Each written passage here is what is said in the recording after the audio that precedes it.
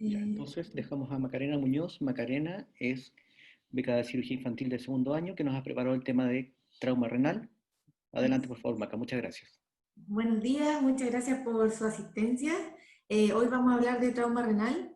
Vamos a partir con la definición. El trauma renal es el compromiso renal y de las vías urinarias producto de un agente lesivo externo de mediana o alta energía que puede producir daño transitorio o permanente del órgano con complicaciones graves, llegando incluso a la pérdida de este o el fallecimiento del paciente. Se ha visto que, bueno, es la forma más común de trauma genitourinario pediátrico. 5% de todos los traumas pediátricos generalmente están asociados a otro tipo de lesiones. No es tan frecuente verlo como una lesión aislada. Se ve en el 10 al 20% de los traumas abdominales cerrados y habitualmente se lesiona más frecuente que el vaso, hígado, páncreas, intestino, pulmón, corazón y grandes vasos. En general la edad promedio es de 10 años, siendo más prevalente en los varones. Hay factores anatómicos que pueden hacer más susceptible al riñón a sufrir traumas, y esto tiene que ver con que hay un mayor tamaño en relación al resto del cuerpo del riñón. Tienen menor girota que lo protege, también tienen menor desarrollo de los músculos abdominales, hay una ubicación que es un poco más caudal y por lo tanto está menos protegido por la caja torácica, y además esta caja torácica está menos osificada, por lo tanto ofrece menos rigidez en caso de un trauma. Y además pueden existir lobulaciones fetales que pueden predisponer a que se pueda romper el parénquima. Tenemos que tener siempre presente también que los pacientes pueden tener anomalías congénitas que no necesariamente son diagnosticadas y que pueden hacer más susceptible al riñón, al tener una ubicación anómala o una forma anómala, a tener traumas con mecanismos de trauma que son de menor energía. Por lo tanto, puede estar presente hasta el 23% de los pacientes y pueden ir desde la hidronefrosis hasta la ectopía o la presencia de tumores o quistes congénitos. ¿Cuáles son estos mecanismos de lesión? Está en un 29% los accidentes en vehículos motorizados, 23% de los atropellos, 21% caídas de altura, juegos, bicicleta, y en un 13% armas de fuego y armas blancas. En general, la historia de los traumatismos que tienen que ver con accidentes o con traumatismos por golpe, tienen una historia de desaceleración brusca. Eso es como lo más habitual. En cuanto a la frecuencia de las lesiones, en realidad la literatura dice que las lesiones leves a moderadas en realidad no hay mucha diferencia entre un riñón izquierdo o derecho, pero sí hay más asociación de daño renal izquierdo en los casos de los traumas más graves y que están asociados a traumas esplénicos. En cuanto a la clínica, siempre sospecharlo, siempre pensarlo en pacientes que tengan este antecedente de desaceleración rápida. Además, si es un paciente que tiene lesiones multiorgánicas, que tiene daño de hígado, de vaso, siempre pensar en daño renal. La verdad es que es raro verlo en forma aislada. Puede darse en forma aislada si es que tiene además un golpe directo en flanco, o también tenemos que sospecharlo cuando tenga este mecanismo de lesión. En general, en los traumas penetrantes hay que buscar la entrada y la salida de esta herida, y si es que tenemos un trayecto que pudiera pasar por donde está el riñón, hay que buscar la lesión ahí. Se ha visto que en los heridos a bala y en un 60% de los heridos por arma blanca tienen lesiones además de los órganos adyacentes, y también los traumas penetrantes tienen una mayor incidencia de lesiones vasculares asociadas. ¿Cuándo sospecharlo? Si tenemos un paciente con hematuria, si es que tiene una herida penetrante en la vecindad renal, si es que hay hematomas o equimosis en los flancos, si es que además tenemos fracturas costales, si es que palpamos una masa abdominal o si es que hay distensión y sensibilidad abdominal. También en politraumatizados, sospecharlo si es que hay compromiso abdominal, si es que hay equimosis y erosiones en el abdomen superior o en la región lumbar. Si tenemos pacientes con shock, con palidez manifiesta, donde pensamos que hay un shock en el fondo hipovolémico, también sospecharlo, o cuando hay una caída del hematocrito asociado a cualquier grado de hematuria. ¿Y en quiénes tener un alto índice de sospecha? Deportistas, que pueden ser menos sintomáticos, pueden hacer menor taquicardia, darnos menos síntomas de hipovolemia.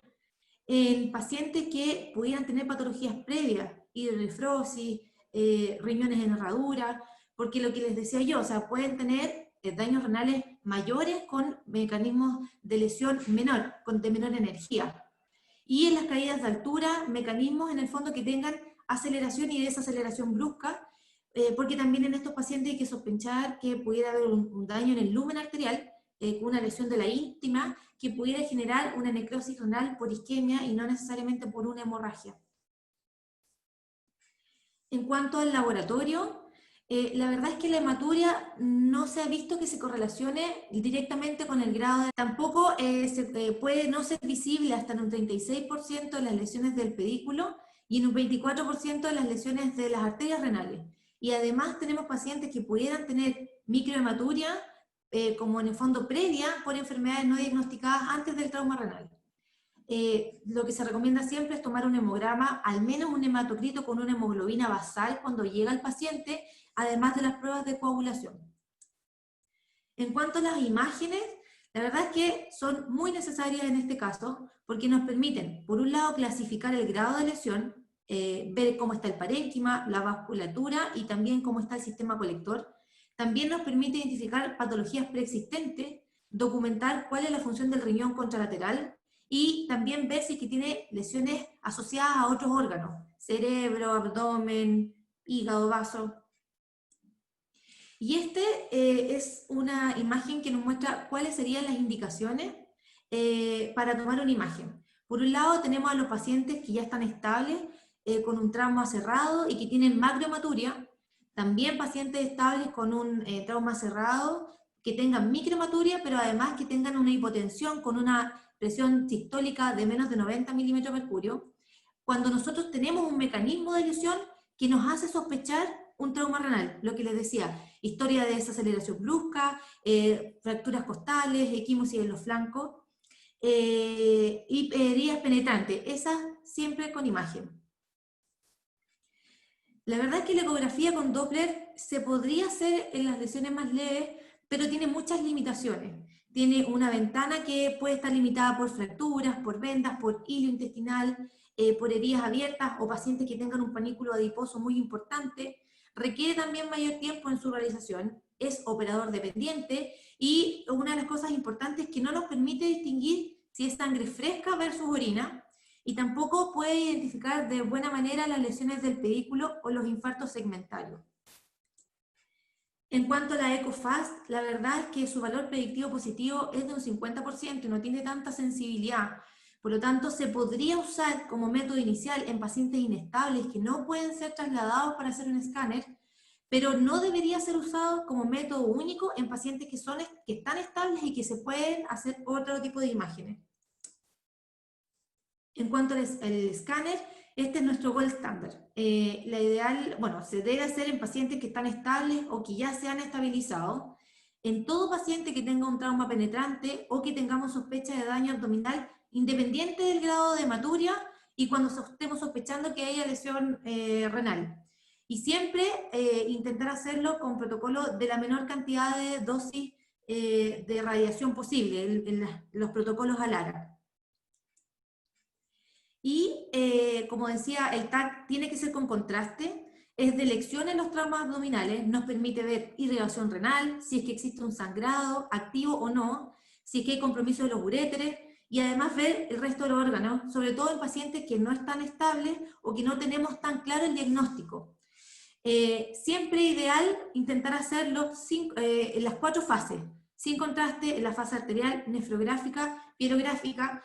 Estas últimas demoran entre 2 a 10 minutos, pero nos entregan información muy valiosa respecto a si es que hay sangrado, si es que hay en el fondo extravasación del contraste. Nos permite ver si hay laceraciones del parénquima, si hay extravasaciones urinarias, definir infartos segmentarios, determinar el tamaño y localización de los hematomas retroperitoneales, y además si es que hay lesiones interabdominales asociadas.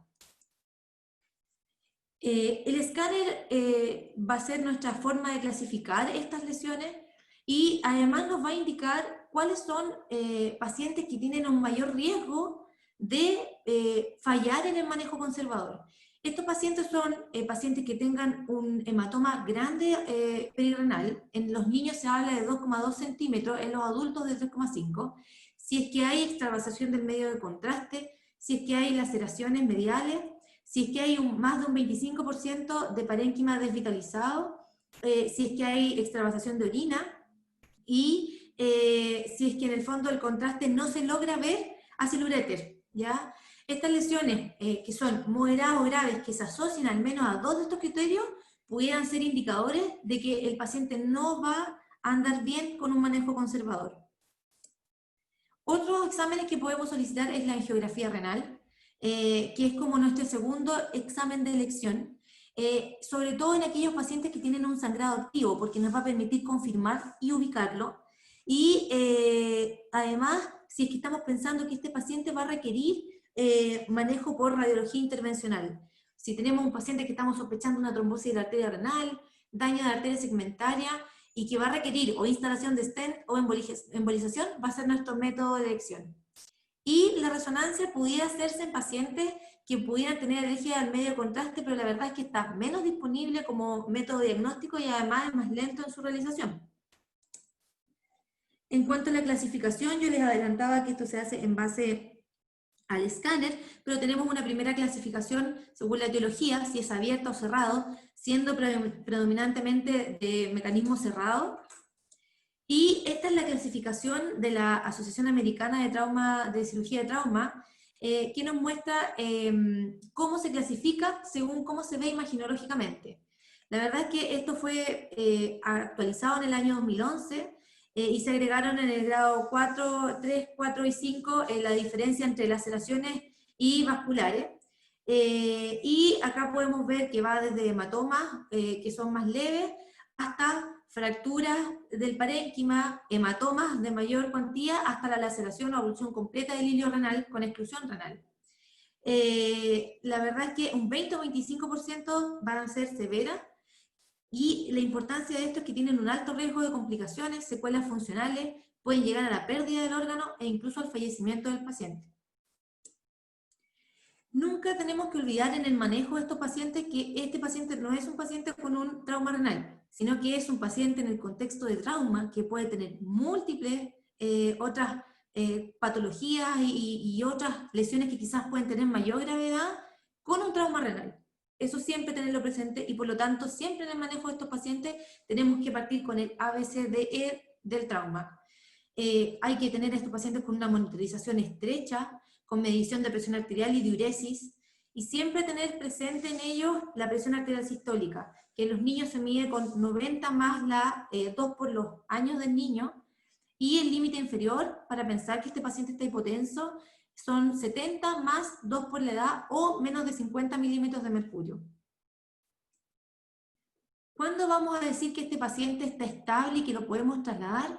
Bueno, cuando el paciente tiene una respuesta favorable antes de una transfusión a 3 bolos de 20 cc por kilo de cristaloide, y logramos que el paciente reduzca su frecuencia cardíaca, que tenga retorno de los pulsos periféricos, que tenga nuevamente coloración normal en piel, aumento de la presión y gasto urinario, y que tenga aumento del calor de las extremidades. Estos son signos que nos pudieran orientar a que podemos trasladar a nuestro paciente a un escáner, y tener siempre presente que el tratamiento va a ser como conservador de elección, porque tiene una alta tasa de éxito con un 95% de recuperación, incluso en los grados altos de lesiones de trauma renal. En los grados 1 a 3, la verdad es que siempre se prefiere el conservador, ese paciente debe hospitalizarse y hay que hacer control de la hematocrito y la hemoglobina. Cuando ya podemos ir distanciando o ya pensar en que no vamos a hacer, cuando hay 2 hematocritos, 2 hemoglobinas que no han tenido descenso. Y en este caso se indica reposo absoluto hasta que haya desaparecido la hematuria. Una vez que ya desaparece, podemos empezar a hacer que este paciente deambule y podemos pensar en el alta. Y en los grados ya más severos de lesiones, se recomienda cada vez más el manejo conservador, obviamente con una monitorización mucho más estrecha en cuidados intensivos o al menos en UTI, con repetición de las imágenes a las 48 horas o antes si es que el paciente tiene un deterioro clínico que lo merite. En los casos grado 4 y 5, la verdad es que muchas veces la inestabilidad de este paciente no permite que se le haga una cirugía inmediata. Si el riñón contralateral está normal y el paciente está inestable, la verdad es que no se recomienda hacer cirugía, y si ya este órgano, este riñón, tiene una isquemia de más de 6 horas, la verdad es que no se recomienda tampoco que se haga cirugía, porque aun cuando la cirugía sea exitosa, ese órgano no será viable. ¿Y cuándo operar entonces? Cuando tenemos un paciente inestable que no responde a 3 transfusiones, cuando tenemos un hematoma pulsátil abdominal y que se está expandiendo, cuando tenemos extravasación urinaria masiva, cuando el tejido no viable es extenso, más del 20-25%, o cuando hay daño arterial con sangrado activo. Aún así, se recomienda siempre, como primera elección, la angiografía y embolización selectiva. Además, tenemos que pensar que estos pacientes que estamos pensando en la cirugía abierta, en la etapa aguda es muy probable que terminen en nefrectomía. Y por otra parte, si estamos operando al paciente por otra lesión intestinal o de otra parte del abdomen y encontramos un hematoma retroperitoneal, la verdad es que se recomienda evitar la apertura por el riesgo de que ese sangrado se desestabilice. Y en las lesiones penetrantes, siempre exploración. La revascularización no tiene buen pronóstico, hay un éxito de reparación de entre un 25 a un 35%, y la verdad es que se recomienda como abordaje inmediato o inicial en pacientes que sean monorrenos o que nosotros veamos que tiene daño bilateral. Los objetivos de la cirugía es aislamiento y control vascular, exponer de manera completa la lesión, hacer debridamiento del tejido que esté desvitalizado, poder cerrar los defectos del sistema colector, del parénquima y dejar un drenaje adecuado. Siempre el mejor acceso que se recomienda es la laparotomía media, levantando y movilizando el colon transverso del intestino delgado, porque la idea es exponer el mesenterio, el trix y los grandes vasos. Si en la cirugía abdominal encontramos un hematoma pulsátil que está a izquierda, la verdad es que hay que sospechar que la aorta esté sangrando. Y si encontramos un hematoma no pulsátil a derecha, pensar que la vena cava es la que está sangrando. Y lo primero es reparar las injurias asociadas de hígado, vaso, intestino, y después de exponer en el fondo el retoperitoneo, hacer un buen control vascular. En caso de la injuria renal izquierda, la verdad es que tenemos menos reparos anatómicos que visualizar, y tenemos que lograr la exposición del hematoma con control vascular. Hay que reparar los tejidos, el tejido necrótico, todo lo que esté desvitalizado, y la reparación de la vía urinaria debe hacerse por separado y con, ojalá, puntos de baja tensión, como los que se muestran en la imagen de la derecha. En cuanto a las complicaciones, la verdad es que los grados más bajos, los grados leves y los moderados que no tienen tejido desvitalizado, no tienen mucho riesgo de complicaciones. Ya los grados 3 a los grados severos, sí tienen un 25% de riesgo de sangrado y hasta un 15% de urinoma, y solo el 5% de estos pacientes no van a poder resolverse por manejo percutáneo o endoscópico.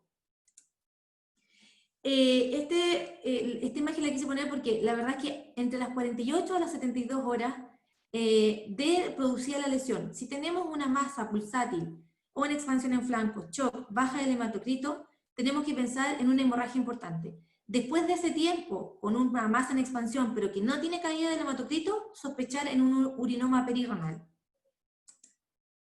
Y el urinoma es una de las complicaciones que les decía. La tríada clásica de presentación, sobre todo en los pacientes que tienen urinomas más grandes, es dolor en flanco, ipsilateral, ilio y fiebre leve.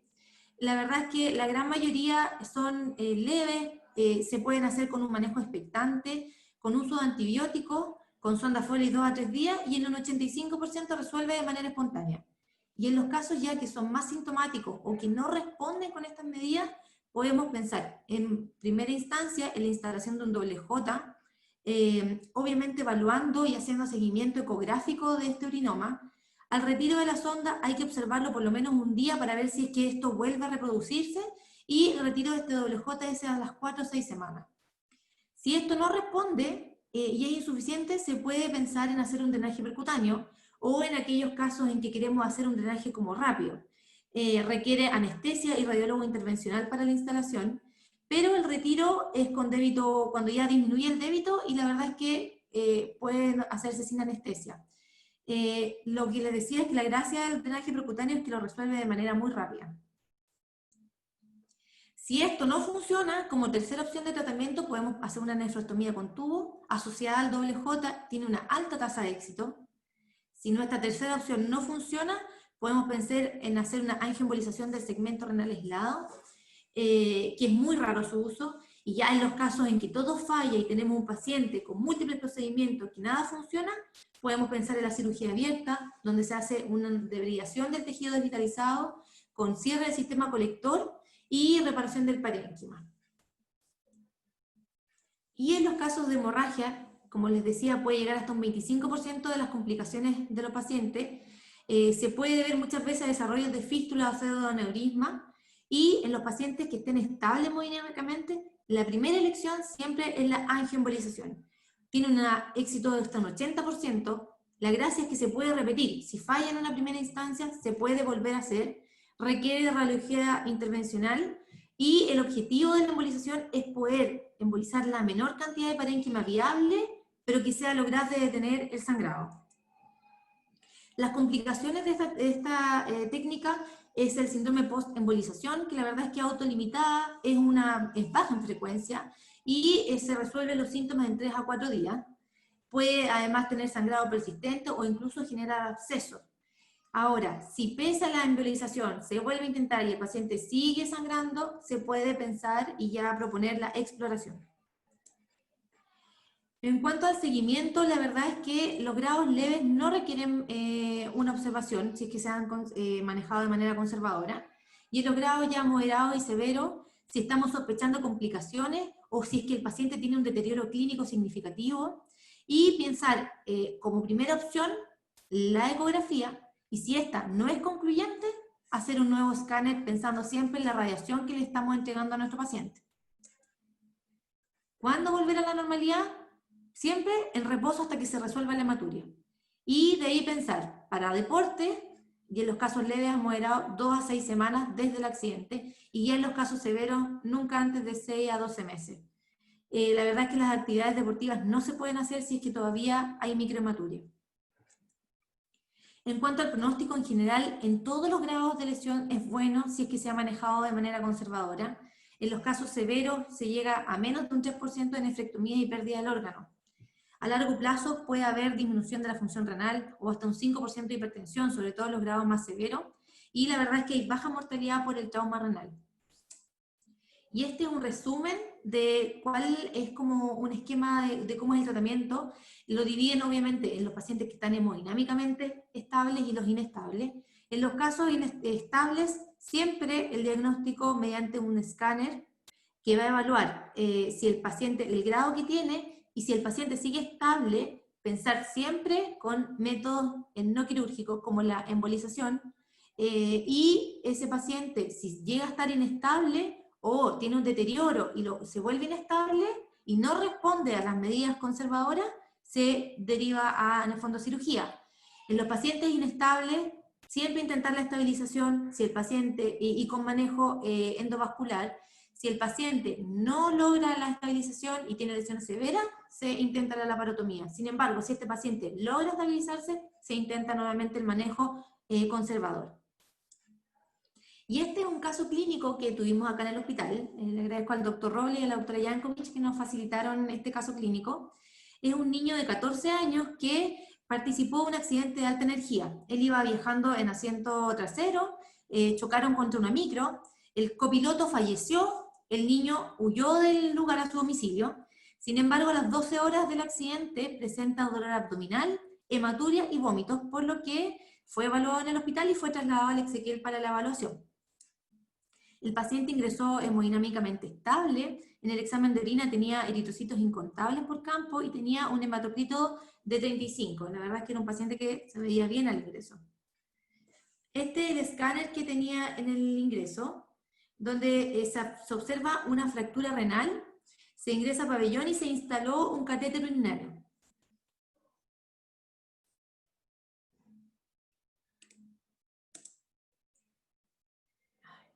Voy a pasar la siguiente.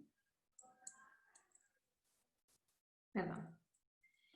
La pilografía muestra extravasación del medio de contraste, por lo que se instaló doble J y se hizo instalación de sonda Foley. El paciente evolucionó hemodinámicamente estable, con mucho dolor. con un hematocrito que tuvo un descenso a 7.1, por lo que requirió de glóbulos rojos. En la ecografía abdominal se apreciaba una laceración renal con hematoma renal, subcapsular e hipoperfusión del polo inferior, con una leve cantidad de líquido peritoneal y derrame pleural derecho con escasa cuantía. Se hizo control ecográfico seriado para ver la evolución de esta lesión renal.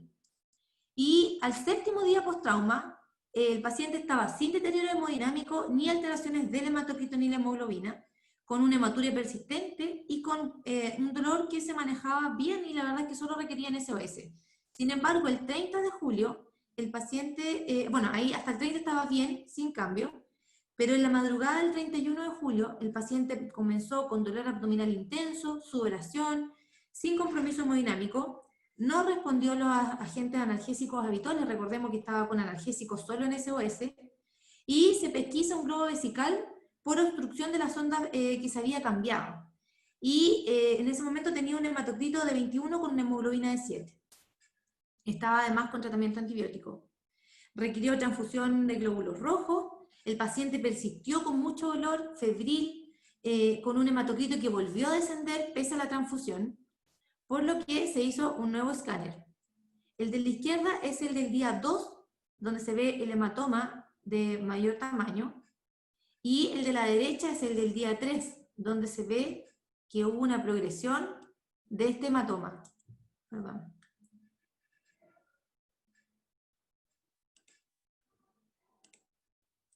Por lo tanto, se planteó radiología intervencional intentando no operar a este paciente. Se hizo una angiografía desde la arteria renal izquierda que mostró una lesión vascular con fístula arteriovenosa desde una rama proveniente de segmentaria en el tercio medio del riñón, asociado a sangrado hacia los cálices.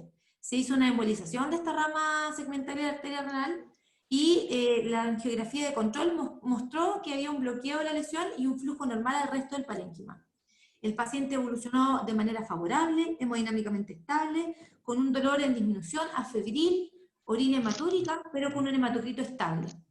Y fue dado de alta el 24 de agosto con un retiro del PIC, el 5 de noviembre. Como conclusiones, el mecanismo más frecuente del trauma renal es cerrado. Es importante indagar sobre el mecanismo de la lesión, sobre todo para poder sospechar si este paciente va a tener o no un trauma renal. El gold standard en el diagnóstico es el escáner de abdomen y pelvis con contraste. El primer paso en el tratamiento siempre es el ABCDE del trauma.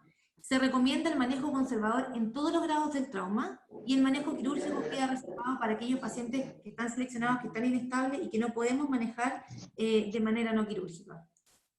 Estas son las referencias. Muchas gracias. Muchísimas gracias, Maca. Algunos comentarios. Afortunadamente este es uno de los temas que les puedo contar que de mi experiencia en adulto, cada vez me ha tocado operar menos pacientes, eso es muy bueno, mucho manejo conservador. En general los pacientes que estamos operando son los pacientes abiertos, o sea, de trauma abierto, y los últimos me han tocado de mis propias complicaciones de funciones renales que han sangrado más allá de lo que uno esperaba. Así que dejo abierta la palabra para comentarios. Muchas gracias, Maca. Les cuento que a través del chat te están mandando felicitaciones, Maca. Muchas gracias por la presentación. Dicen que está muy buena. No, es que la presentación estuvo muy buena, bien Maca. Usamos harto la ecografía para el seguimiento.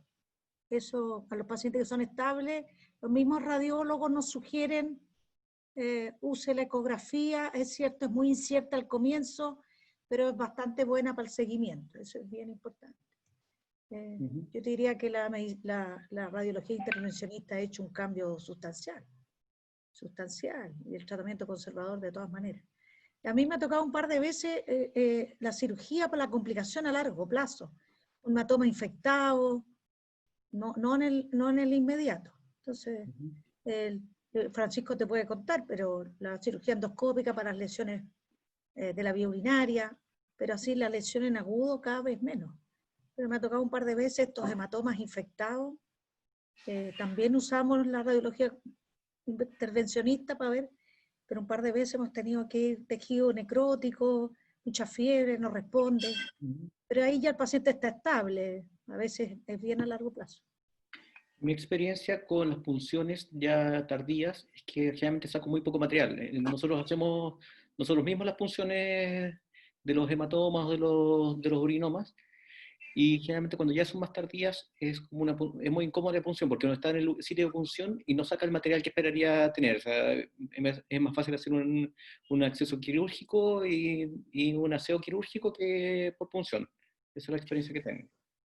Es que, perdón, según yo, desafortunadamente todas estas lesiones muchas veces están loculadas. Entonces, por más que ves una lesión de, no sé, 50, 60 cc's, entrar y tratar de puncionar o lisar todos estos lóculos es muy difícil. Entonces, drenas uno, drenas el más grande y te quedas con esa sensación, como bien dices tú. Creo que el manejo post, como bien dice la doctora, hay mucho manejo endurológico, tú debes de saber, colocar catéteres, a veces hay algunas estenosis que bueno, depende de cada estenosis, se puede hacer con endurología, con láser o no. Yo creo que ese es otro tema, es poco lo que vemos nosotros, gracias a Dios. Y había una mención ahí de qué hacemos con un riñón que está perdido después de un trauma. Eh, los pacientes, como bien dijo la doctora, tienen mucho dolor, tienen fiebre, pero a veces hay que estabilizarlos bien y después ver qué pasa con este material necrótico. Muchas veces este material necrótico, mientras no se infecte, uno podría hacer un poco también un manejo conservador. Uno no tiene por qué ir a hacer una cirugía y sacar ese riñón que está todo lastimado, porque puede ser que uno al tratar de sacarlo termina con un desastre porque elimina el trombo de la arteria o donde hubo la lesión y bueno, termina con otro shock, ¿no? Es mi experiencia también. Nosotros tratamos de dejar los riñones que han sido excluidos, los dejamos ahí si es que no da mayores molestias. Vemos cómo está la presión, que no haya ninguna alteración y eso los dejamos. Adelante, Bernie. Que nosotros en general les dejamos sondas vesicales, sobre todo cuando tienen extravasación, que creo que no sé si estaba mencionado, quizás me lo perdí. Y por dejarle la sonda les dejamos antibióticos también. Y la otra cuestión es que nosotros los controlábamos con DMCA post, sobre todo en los de grado 3 hacia arriba, porque hay muchos que hacían compromiso significativo de la función renal total en el lado afectado. Entonces eso también se podría considerar en el manejo. ¿Y el resultado lo tomaban como para conducta de eventual nefrectomía? No, era por seguimiento, por si después, en el fondo para que quedara documentado, por si pasaba algo más a largo plazo. Ah, perfecto. Este paciente que presentó la maca tiene un DMCA después, como casi un año después, y no tuvo pérdida de la función. Se ve una cicatriz en la parte media donde tenía la fractura, pero nada más.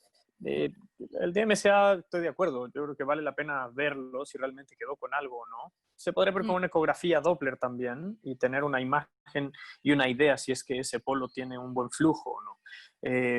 Yo lo estoy pensando que realmente no va a cambiar mucho tu manejo, un cintigrama, y puedes tener una buena orientación con una ecografía Doppler y ver si tiene buena irrigación. Ya eso lo puedes tener incluso antes.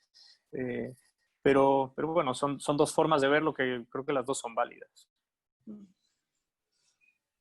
Y lo de la sonda uretral también estoy de acuerdo. O sea, todo paciente que le pones algún drenaje, creo que lo importante es dejar como quitarle la mayor presión a ese sistema. Y si necesita una sonda uretral, por lo menos, no sé, 24 o 48 horas, creo que es una buena opción. Este paciente después, cuando hizo el segundo sangrado, tuvo un problema con la sonda uretral, se tapó la sonda uretral, se la sacó, se dobló, y pareciera que ahí ante esa presión, entre que el paciente se movió y demás, hizo la complicación. Probablemente lo hubiera hecho igual, me explico, pero bueno, ahí fue cuando nos dimos cuenta. Oye, bueno, Maca, perdón. Lo tocamos adelante. Un aporte y más anécdota que otra cosa. Tiene un artículo bastante bueno usted, así que es interesante escucharlo. Nuestros niños del Roberto del Río eran atropellados todos, porque jugaban a la pelota en la calle.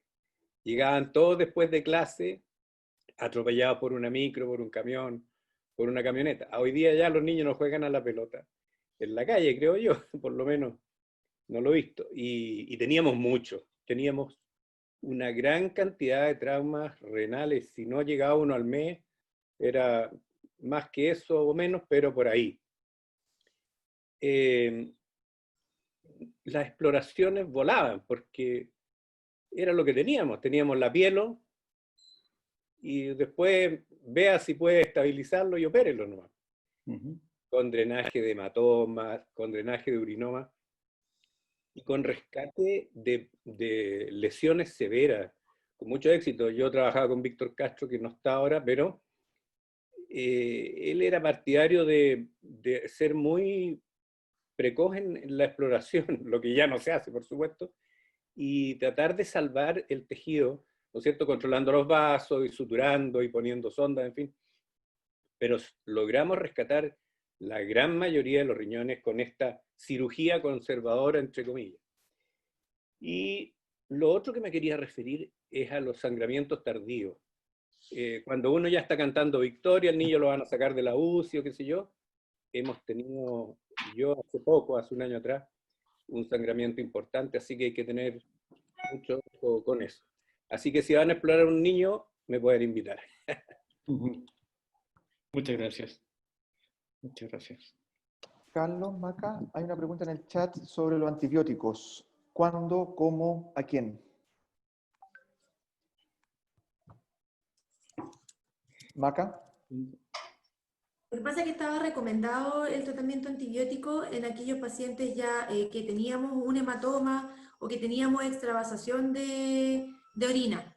En los grados leves, grado 1, grado 2, que no tenían complicaciones, no se recomendaba. Se recomendaba como desde el grado 3, que tenía lesiones y ya injurias y que tenía tejido desvitalizado, y en aquellos que tenían o extravasación de contraste o que tenían extravasación de orina. Y conexión más exploración de vía urinaria, o sea, si es que ya tengo intervención de vía urinaria, yo siempre prefiero dejar antibiótico puesto. Okay. Los hematomas también se infectan. Sí, sí. Cuando habiendo conexión, sí. Más exploración de Lo que dice Pepe, el sangrado tardío, acuérdense los aneurismas traumáticos. A veces lo vemos en los pacientes con biopsia renal, que pasa igual. Así que lo que menciona Pepe es bien relevante. Esos pacientes que uno los saca de cuidado intensivo y después se choquean en la sala. Eso es cirugía intervencional. Sí, afortunadamente nosotros tenemos, si es que no tenemos radiólogo disponible, tenemos los vasculares que están también haciendo angiografía, o sea, tenemos doble respaldo en eso, así que tenemos acceso. Lo que decía un poquitito Francisco, el TMCA tardío es un poco para dar de alta al paciente con lesiones grandes, que uno tenía un rasgo de fractura importante, es un poco para darlo de alta o mantenerlo en control nefrológico, porque estos pacientes pueden hacer hipertensión, o que yo me acuerdo un niñito se cayó de un segundo piso y tenía una arteria, hizo una lesión importante vascular, se trató intervencionalmente y tenía una polar inferior, y lo único que le quedó fue el polo inferior. Y después se hizo hipertenso. Esos niños con el DMCA alejado, tú los sigues controlando. Requieren un control médico, ¿no? Creo que eso podría, el aporte de la cintigrafía, si el paciente le quedó una cicatriz. Nos documenta cuál va a ser su estado de ahí en adelante, básicamente. Sí. Perfecto. ¿Alguien más? ¿Tiene comentarios? Estoy viendo las pantallas. Pero una pregunta que estaba ahí, que preguntó Dorian Lugo, un cirujano de urgencia del hospital. ¿Cuántos hospitales tienen acceso a radiología intervencional en forma precoz, rápida, in-house? ¿O todos, nosotros tenemos un interconsultor que tiene que venir, digamos, o todos tenemos que mandar a alguna parte o pedir que alguien venga? Los pediátricos sobre todo, yo sé que los adultos a lo mejor tienen, no sé, San Borja o la Paulina, que son más... Fíjate que en el consultorio es al revés. Tenemos un horario hábil y en horario de emergencia no tenemos disponible. Hay de adultos, pero no se atreven a tocar a los niños. En la Católica va a ser niños y grandes sin problema. Temuco tiene radiólogo, hay un equipo de radiología intervencionista bastante grande, y si no se deriva a la clínica alemana por compra de servicio desde el hospital, siempre hay disponible. Pero es Y- un hospital mixto, adulto y pediátrico, por eso yo creo que lo tiene. Perfecto. Y lo otro, ¿yo soy el único que funciona las colecciones o también en otras partes funcionan los urólogos las colecciones? No. Acá ¿No? los radiólogos. Los radiólogos. Ok. Aquí depende. Ya, En general depende, pero mayoritariamente los radiólogos. ya. Ok. Ahora, lo que pasa es que eso es siempre con el urólogo. Si tú me preguntas a mí, te llaman y te piden que estés ahí, que no, Por no supuesto, lo claro. hacen solito. Está bien. Ujú. Ok. Creo que es lo que tenemos. PJ. Yo estoy súper bien, si están todos ok, podemos ir cerrando por hoy día. Recordarles que el próximo miércoles toca la Pili con Ricardo, trauma en vías urinarias y vesical, y la semana siguiente a esa, la Maca con la Nelly, trauma genital y abusos. Así que esas son nuestras próximas 2 sesiones. Lo más probable es que sigamos con el programa que tenemos todo julio, y en agosto puede que los seminarios vayamos pasando cada 15 días porque ya se está abriendo muchas cosas y estamos ya con otras actividades, la gran mayoría. Pero lo vamos a ir avisando, esto es una noticia en desarrollo. Eso. Hay otra pregunta, perdón, hay otra pregunta del doctor Lugo, que es cirujano de urgencia de nuestro hospital, en relación a pacientes que podían hacer una exploración abdominal pensando en alguna lesión de órganos intraabdominales, si amerita o no una exploración del retroperitoneo. Eso yo creo que es una muy buena pregunta, porque por lo menos yo aprendí de mi tiempo de becado, que ya ha sido hace mucho tiempo, uno no toca el retroperitoneo hasta que no se demuestre lo contrario. Y tiene indicación de exploración solo si cruza la línea media, porque uno lo que hace es más daño y no vas a ir salvo que uno esté pensando que tiene un compromiso hemodinámico y lo que voy a ir a explorar es el ilio renal, si es que no tuviera ninguna otra posibilidad de hacer algún tipo de cirugía. Pero en general uno dice no toque el retroperitoneo porque se autolimita, salvo que pase la línea media. No sé si alguien tiene algún comentario o más experiencia en trauma que eso. No, otra opción, perdón, otra opción es si uno explora el retroperitoneo sin entrar al retroperitoneo y lo puede ver de una masa pulsátil. Eso es obviamente mucho más difícil, pero como dice usted, si es un gran hematoma y que vemos que no se contiene en esa zona, sí hay que entrar al retro, pero si no, es mejor dejarlo. Incluso, eventualmente, ante la duda, hacer pirografía intraoperatoria con medio contraste podría ser una opción para buscar la origen del sangrado, pero realmente no, si no hay necesidad, no explorar. Esa es mi política. Yo hace mucho tiempo, gracias a Dios, soy artículo 44, ya no sé de los traumas, pero yo aprendí que uno no pasa la línea media, no es grande, no le hace nada. Ya, pero mi pregunta más allá de la exploración por la cirugía, yo pregunto es si ese paciente tiene alguna lesión que se pueda resolver por la embolización o que se pueda esperar, pero si ya tenemos el paciente en cirugía, está abierto por una lesión hepática, esplénica, si igual se deja para embolización o se aprovecha que ya tenemos el paciente abierto para tratarlo en ese momento.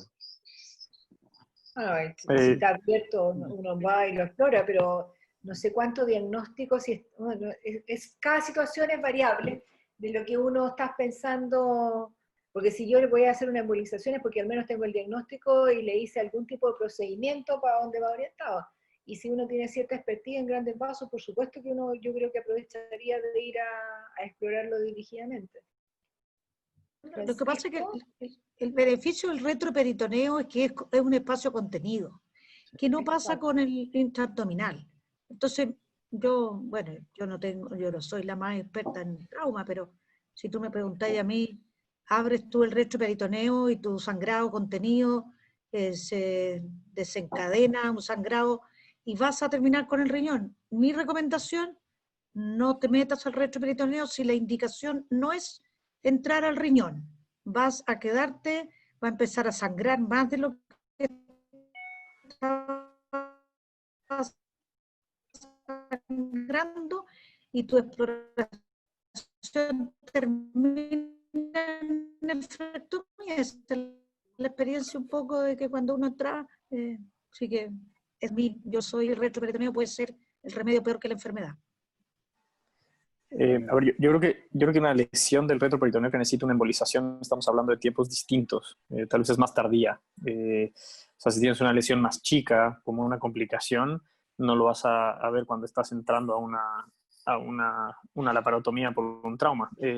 Si tuvieras una lesión muy grande, como dice la doctora Letelier, que es algo muy grande, que pasa de la línea media a una masa pulsátil, eso ya hay que pensarlo un poco. No sé si el paciente esté lo suficientemente estable como para hacer una embolización. Realmente las embolizaciones son en pacientes estables, que mi impresión es que si vas a entrar a una laparotomía, el paciente no está estable y primero tienes que manejar todo el resto de las cosas y hacer como cirugía de control de daños y después ves si haces una embolización. O sea, incluso en trauma abdominal, hacer una cirugía extensa no es muy recomendable actualmente, hace simplemente packing o algo así de control de daños y después ves qué haces. Entonces, no creo que valga la pena explorar el retroperitoneo, como ya lo han dicho. Salvo que sea evidente la causa de la inestabilidad. O sea, que hay una... Claro. Ok. Muchísimas gracias. Parece que no hay más Muchas preguntas. gracias. Muchas Nos vemos la gracias. próxima semana. Gracias, Maca. Gracias a todos. Gracias a todos. Muy bien, Nos Maca. vemos Muy el bien. próximo miércoles. Adiós. Hasta luego, chao, chao. Puede verlos. Chao, chao. Chao. Chao. Chao.